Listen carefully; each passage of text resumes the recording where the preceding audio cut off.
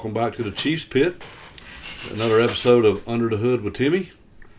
Got a special guest, Fred Lankford from Bessemer City, North Carolina, and I'm going to ask you first question. When did you start here? I mean, I know you came to Petty's, but you started working on cars probably all your life, but can you just start with that? Yeah. Well, just my dad and uncle used to race, and so once they got married and had kids and all, they quit racing.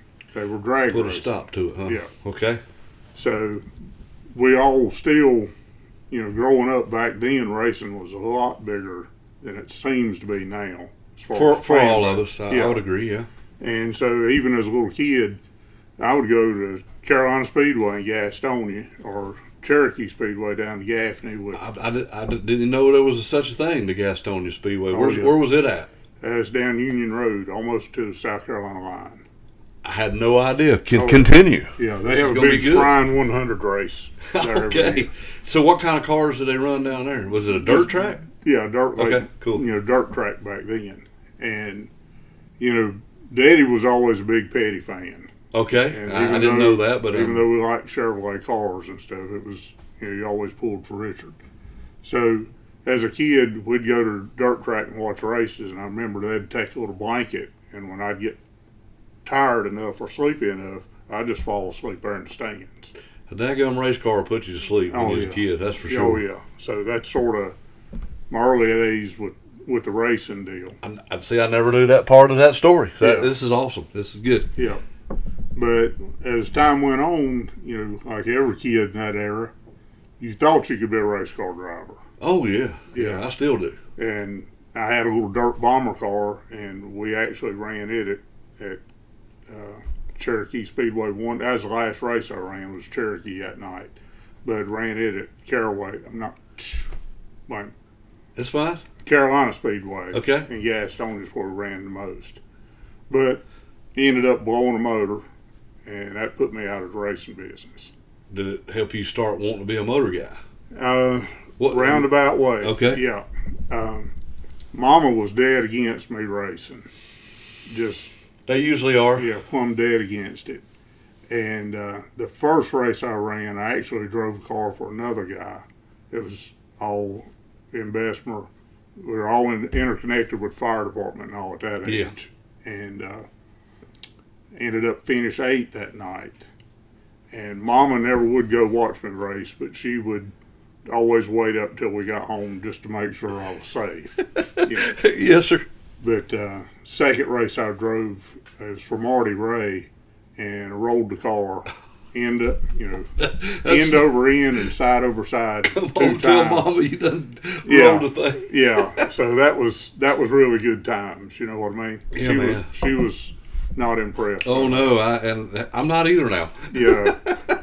But no, I get it. Yeah. So going back to your dad and uncle, what kind of car did they have? Was it a Chevrolet Impala or? No, they ran like a sort of like it was a slingshot type dragster.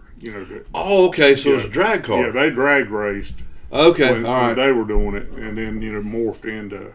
They'd take me to the races, the dirt tracks, and then the round track stuff. The round track stuff. Okay. And back in those days, I remember Uncle Bill and Daddy both saying they'd go to Ralph Earnhardt's and buy some parts and stuff. And said that Uncle Bill said Dale was running around his 5 or 6 year old kid. So that's how far back that goes. Yeah. Okay. So that's always pretty neat to hear those stories. So when you first started working on engines, yeah, where was this at? Well, I first started working on engines.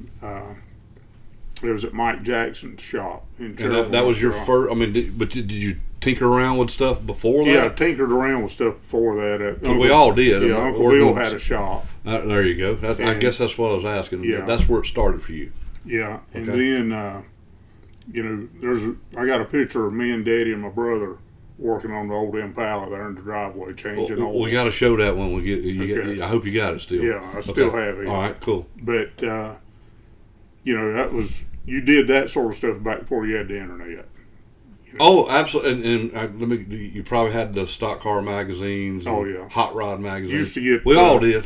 What is it, Southern Racing Motor Journal the deal. news. Yeah. Yeah. That always came to the house. And I started into engine deal sort of by accident. We used to cut grass and stuff up at a church in Bessemer. And Rusty Carpenter and Rick White ran a service station in town. And they ran Hickory. I don't recognize those names, but go ahead. And anyway, that was back when you could run and win a race at Hickory or some of these local tracks, and then you'd get an invitation to run the Bush race at Charlotte. Okay, yeah. And so they qualified to do that, and they got a brand new chassis from Robbie Wellman up in Falston, North Carolina. Okay. And we were cutting Seems grass. like I remember hearing that name. Yeah, Bobby was a good guy. And was cutting grass, and then here comes this chassis on an open trailer by the church, and it just landed, a block or so down from the church in their little garage. Okay. So I was very shy back then. But you were intrigued with what was going on with that. Yeah. Okay. And I asked around town who they were and all that sort of stuff. Could somebody introduce me Done to some them? investigating on this. Yeah, and ended up, found out who they were. They said it'd be all right if I'd stop in. And so basically this was 11th and 12th grade of high school. I'd do my homework and stuff, and then I'd go over there and help build that car. I'll be darned. And it was Rusty Carpenter. He drove it. Rick White and Doug Pfeiffer was the three guys that owned it. And Rusty and Rick, they traveled with their jobs, so a lot of the car building actually was done by Doug Pfeiffer and myself. And you're still in high school? Yeah, I was still in high school. Yeah. And I guess I was a nerd and all that sort of stuff. I didn't Wasn't we all? Yeah, I didn't go to the prom or none of that stuff. Working on cars. I was working on race car stuff. So how did you? I want you to finish that, but how did you get introduced to Mike Jackson over in Cherryville, right? Yeah. Where his shop was at. Which I've never been to Cherryville, Bessemer City. I'd love to go and get the tour and the barbecue and all that. But go ahead. Sorry. Well, anyway,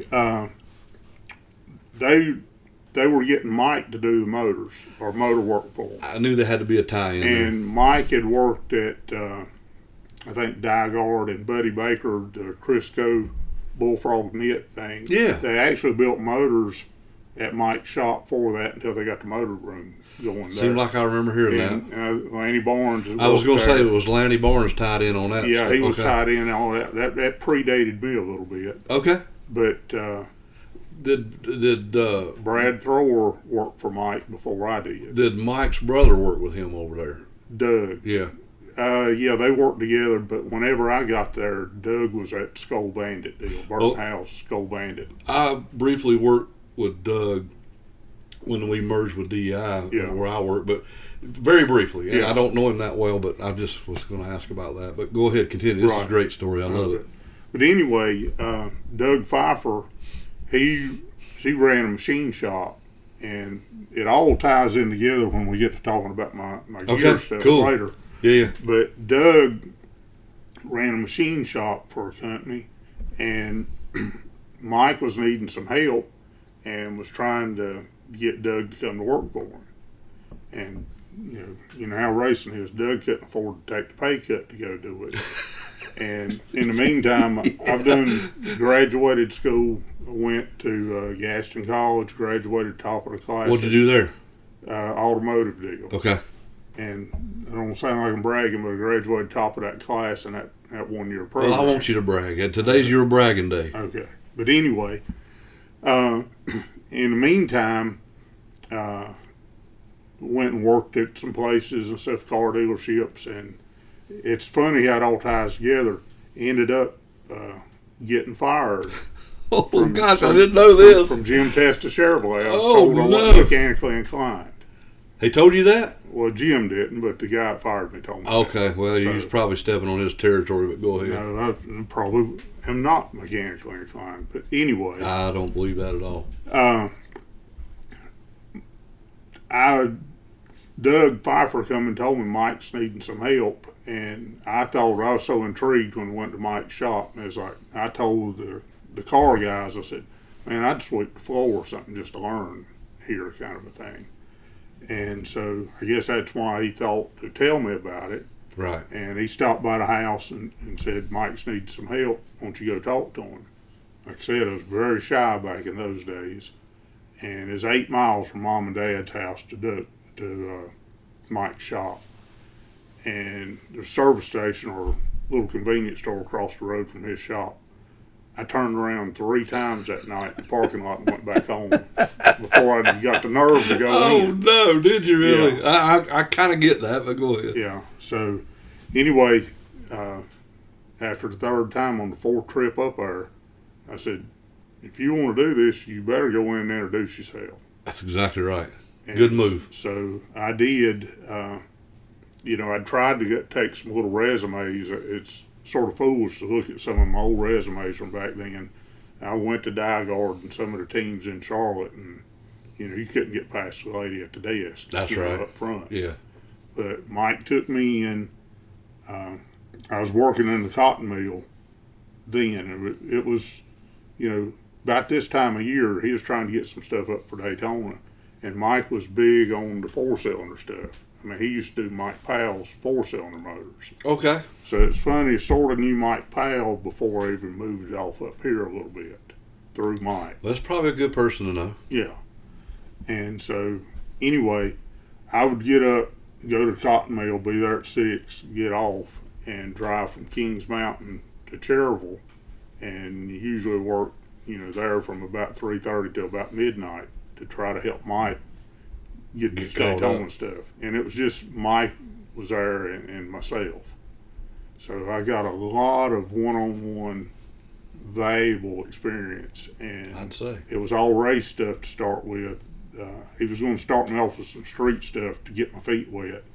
And I balanced a set of rods, and that was the only street car work I'd ever done until I was doing some Daytona Dash stuff that ended up running Daytona and stuff. Gotcha. And I remember the first day there at Mike's, or that night when we were knocking off, he asked me what I thought. And, I thought I knew a little bit until I realized I didn't know much. I said, I don't know near much about motor work as I thought I did. What was his answer to that? He said, well, that was a perfect answer. Okay, yeah, And I was so I would make notes, and I still have the notebook. I'd like to see it sometime. I still do that today. And we need to get it and have a picture of that notebook. But go ahead. But see, a lot of times Mike would go to the racetrack, and there's nobody there. This predates cell phone, so I couldn't call him. Yeah. And so you were on your own. You were yo-yoing it. Yeah. So whenever he would tell me something, I would make a mental note, and then, like I said, walk off. And it was always funny. He accused me of going to write a book. Well, maybe you did. Maybe I did. Cool. But that's how all that sort of started out. All right, so... And Nick Ramey worked there. See, you told me that earlier, and I had no idea that Nick had come through Mike's place. But, so, how did you get the opportunity to come to the Petties? Who came first, you or Nick? I was there, and Nick came up from Florida to help. At Mike's? Yeah, because Mike knew John Callis, and John was at Blue Max then. Yeah, Rusty Walls I know him. And, Mike put out some feelers when we needed some help, because Mike had got a deal to do some motors for Mark Walbridge. Okay. A guy from, I don't know if it's Seattle, Washington area, or Portland, Oregon, up in the northwest corner. Okay. And he tried to go cup racing for a little bit, and we needed help. How many years you worked with Mike? 4 years. And then you came to the Petties? Yeah. Level Cross? Who'd you know here to get you hooked up here? Nick. Nick left. So Nick came first? Nick came first to the Petties. Okay, because like I said, I never knew that was y'all's tie. Yeah. Was Mike's. Okay. Yeah. So what year did you come here? Came here, started May the 5th of 91. I'd worked 4 years at Mike Jackson's. So that was, how old was you then? Just turned 25.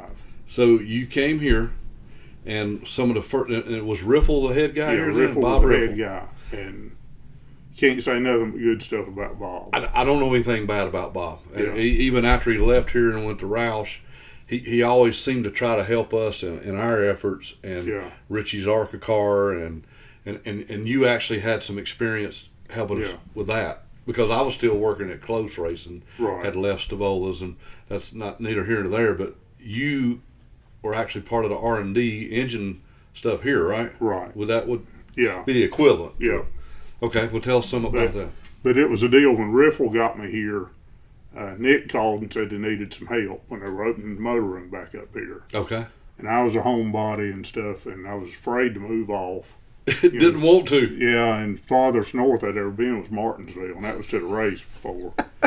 And Oh, gosh. it just seemed like such a far way to go. Right. And anyway, Off the beaten path, so to speak. yeah, and I talked it over with Daddy about it, and it was like, it was almost the equivalent to getting called up to see if you can pitch for the Yankees.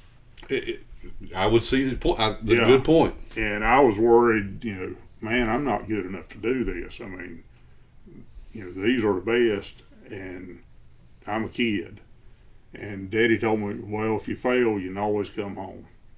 So it's good when you jump out to have a parachute on. Oh, absolutely. For no matter what the Yeah. situation is. And you could always say you pitch for the Yankees. Well, I could say he give you some pretty good advice. So I met with the Petty crowd at Wilkesboro in the spring race and sort of hung out at the track with them that way. Nick worked all that out, and Riffle had me in.